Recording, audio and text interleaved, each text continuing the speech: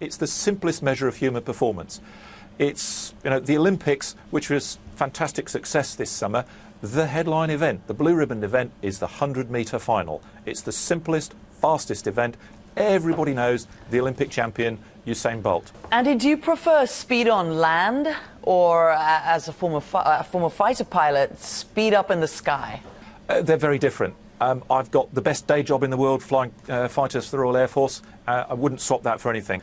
At the same time, having a hobby of working with some of the best engineers in the world to solve some fascinating technical challenges, to build quite literally the world's fastest car, and then I get to drive it as well, that's a real mentally satisfying thrill, as well as a huge physical challenge.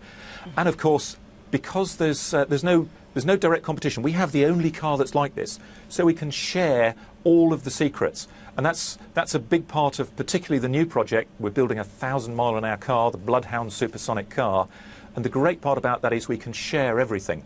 So what are the secrets? This huge education program we're running. Well, the biggest single secret is keeping it on the ground. Quite simply, the only safety problem you've got is keeping it shiny side up, pointy end forwards. If you can do that, you will be safe. Because there's nobody else to... No, it sounds simple, but it's not, of course, because there's huge loads on the wheels. Right. The wheels are spinning at 10,000 revolutions a minute. There's 13 tons of aerodynamic load per square metre of bodywork. So engineering is fantastically difficult. How do people benefit from guys like you that spend a lot of time, money, effort, investment, driving cars as fast as they possibly can? How do we benefit? Go back to the 1960s.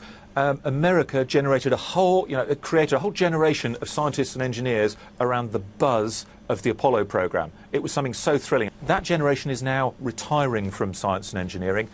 And the kids at school right now are the generation who in 20 years' time will be building and living in and maintaining the high technology, low carbon world of the future. Does technology help what you're trying to do right now, or does it limit it? I'm not going to try and kid anybody. What we're doing is never going to result in better or faster road cars directly from running a 1,000-mile-an-hour jet car. That's not what we're trying to achieve. What we want is that generation who, in 20 years' time, we need kids who are building better wind farms or solar power or more efficient housing insulation. It's very difficult to get a 12-year-old to be excited about designing a solar panel. But it's very easy to get them excited about how a supersonic jet car works. Is speed addictive? I think it's hardwired into our psyches. We find it fascinating at all levels. As I said about the 100 metres, there is something just pure and simple and thrilling about speed as a measure of human performance, and that's something we'll all have. Will you let me drive the Bloodhound? Well, I'm just under 6'4", so there aren't many people that can reach the pedals. Oh, very tactful. Thank you so much.